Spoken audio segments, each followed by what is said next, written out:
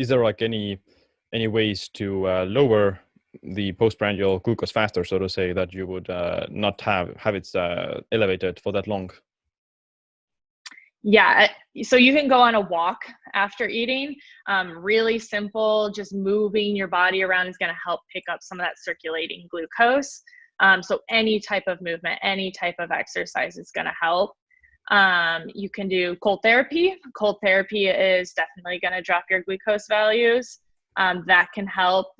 And you can do certain supplements like vinegar. Vinegar is definitely going to drop your glucose. There's other supplements like berberine, resveratrol, chromium. A lot of these have evidence to lower glucose values as well. We don't always need to rely on supplements when, you can do it naturally just by moving your body, but sometimes they have a time and a place for sure. So the big thing is just moving, going on a walk, doing some sort of burst of activity. And this is something we talk about a lot just during the day. We have the sedentary athlete syndrome where you go to the gym for an hour and then you sit for 23 hours, sit or lay. And we need to be moving throughout the day. So if you're working in front of a computer, every hour or so, try to break up that sitting with just like 5 minutes activity. Do some push-ups, do a plank, do some sit-ups, and then you can go back to work. But just breaking that up can make a huge, huge difference in insulin sensitivity. Yeah. I did notice, like when I was using the CGM, that while the workout was happening, then my blood sugar did spike a little bit because of like working out and like mobilizing the glycogen and using that for energy.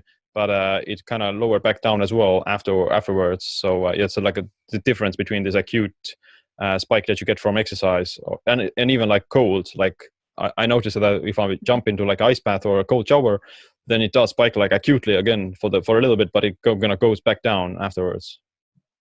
Yeah, 100%. It's different than like a glucose spike coming from food.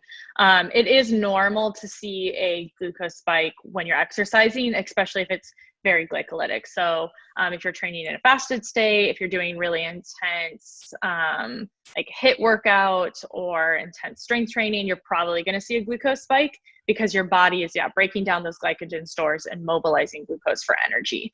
But the difference between that coming from a glucose spike from a food and from exercise is that your body is using that energy right away when you're exercising. It's mobilizing that glucose because it wants to use it for energy to fuel your exercise.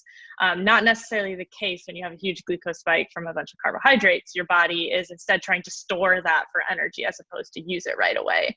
So there's definitely nuances there. A glucose spike is not a bad thing with exercise. So, like, would it be like the best time to eat donuts during exercise so that you would shuttle it right into the cells? Technically, yes. Like, if you are going to do it right after exercise. Like, you won't see as high of a spike and your body might actually use that energy as opposed to just immediately storing it.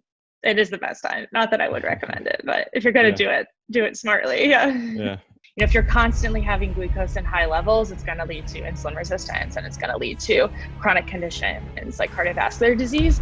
But if we think about in like a more zoomed in level of also the other consequences of high glucose levels, it's really affecting our microvasculature of the body. So it's actually glucose spikes and high glycemic variability are an independent risk factor for cardiovascular disease.